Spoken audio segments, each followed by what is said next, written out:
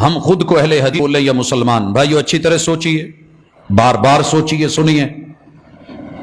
جتنے منہ ہیں اتنی بولیاں ہیں، بھانت بھانت کی بولیاں بولی جا رہی ہیں۔ اسلام ایک ہے، دوسرا نہیں ہے۔ آدم سے لے کے محمد رسول صلی اللہ علیہ وسلم تلک ماننے والا مسلمان ہے، لیکن مسلمانوں نے اسلام کے نام پہ جو جو کیا ہے اس سے امتیازی پہچان کے لیے بتانے کے لیے یہ ضروری ہوتا ہے۔ اور اس حوالے سے میں گزارش کروں گا کہ میں لکیر کا فقیر نہیں ہوں اور میں ناموں کی جنگ نہیں لڑا کرتا، لیکن پھر بھی کہہ دوں، کلمہ پڑھنے والے مسلمان تھے، محمد رسول صلی اللہ علیہ وسلم کا کلمہ پڑھا۔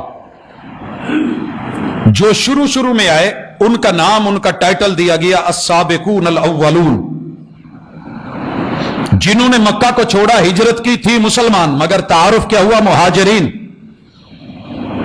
جنہوں نے مدینے میں کلمہ پڑھا تھے مسلمان، مگر ویلکم کیا تو ٹائٹل بنا انصار، اور اسی نام سے شہرت پائی۔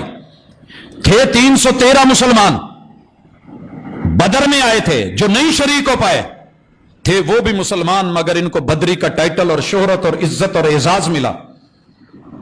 صلح حدیبیہ میں جو شریک ہوئے، بیت رضوان والے 1400 لوگ، ان کو اہل بیت الرضوان بولا محمد رسول صلی اللہ علیہ وسلم نے، حالانکہ مسلمان تھے، ایک تعارف کے نام سے۔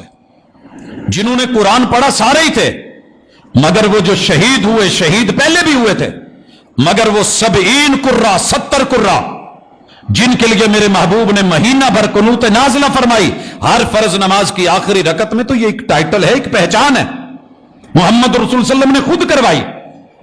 اور پھر یاد رہے، اس حوالے سے جناب حمزہ مسلمان ہیں، مگر سید الشہداء ہیں، ٹائٹل محمد رسول اللہ صلی اللہ علیہ وسلم نے دیا ہے۔ جنہوں نے دار ارکم میں بیٹھ کے پڑھا، رسول اللہ علیہ وسلم کے ساتھ بیٹھے، ان کی ایک شناخت بنی، پہچان بنی۔ ہم سارے انسان ہیں، مگر آپ سے کوئی پوچھے تو آپ اپنا نام انسان نہیں بتاتے، انسان نہیں بتاتے، ہم سارے اللہ کے بندے ہیں۔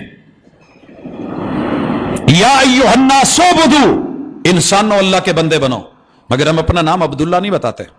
جو پہچان کے لیے نام کی انفرادیت ہے وہ کہتے ہیں۔ تو مسلمانوں نے جب تلک رسول اللہ صلی اللہ علیہ وسلم کی سنت پر چلتے رہے، لیتے رہے، اپناتے رہے، وحی کے اوپر رہے، بسم اللہ مسلمان ہی کہلائے، اپنے چھوٹے موٹے ان کے تخلص تھے۔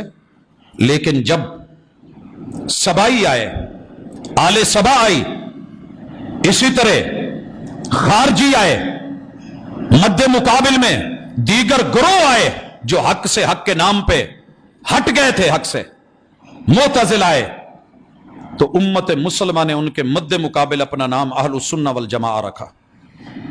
روافض کے مقابلے میں، تشیع کے مقابلے میں، اور جہمیت کے مقابلے میں، اعتزال کے مقابلے میں، سبائیت کے مقابلے میں، یہ خارجیت کے مقابلے میں اہل السنہ کہلائے۔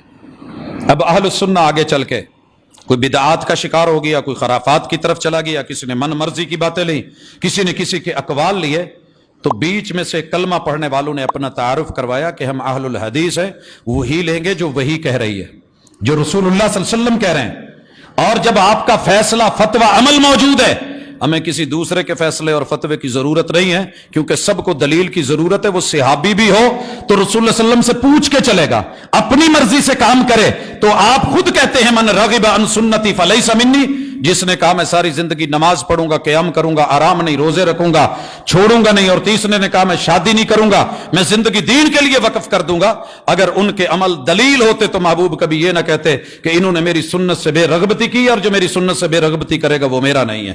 اس لیے یہ تعارف ہے، یہ پہچان ہے کہ ہم وہ لوگ ہیں، جیسے پھل کو لاتے ہو دڑا لگا ہوتا ہے، ان میں سے چن کے ہیں سارے ہی عام۔ کوئی اٹھ کے لڑے، مینوں کہے جی اینوں تسی اے سیب نو کالا کلو کیوں کہندے جے، اینوں گاچا کیوں کہندے جے، اینوں گولڈن کیوں کہندے جے، اینوں اینوں آم کو آپ جو ہے چونسا کیوں کہتے ہیں، اس کو انور لٹور کیوں کہتے ہیں، اس کو آپ مالدہ کیوں بولتے ہیں، اس کو آپ دسہری کیوں بولتے ہیں؟ تو میں کم از کم سوچوں گا تو صحیح یہ بندہ کتوں بولن ڈیا ہے۔ تو میرے بھائی مسلمان ہیں ہم سب، لیکن پہچان ہے کہ ہم ضعیف کو، جھوٹی کو، 2 نمبر بات کو، من گھڑت کو، بناوٹی اقوال کو، لوگوں کے افعال اور آراء کو محمد رسول صلی اللہ علیہ وسلم کی حدیث پہ ترجیح نہیں دیتے.